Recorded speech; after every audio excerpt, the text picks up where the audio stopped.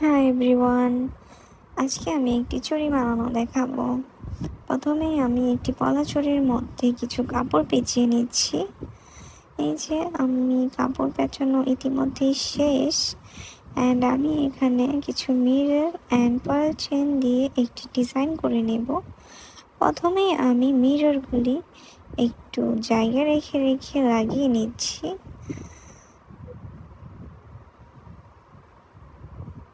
এই যে আমার মিররগুলি লাগানো একদম শেষ। এখন আমি পার্ল চেনের ডিজাইনটা করে নিব।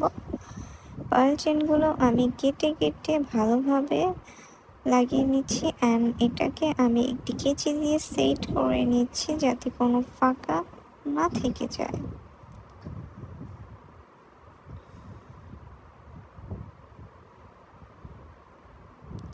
এরপর আমি এর মাঝখানে কিছু কুন্দন দিয়ে একটি ডিজাইন করে নিলাম। কেমন হয়েছে অবশ্যই জানাবেন। Thank you.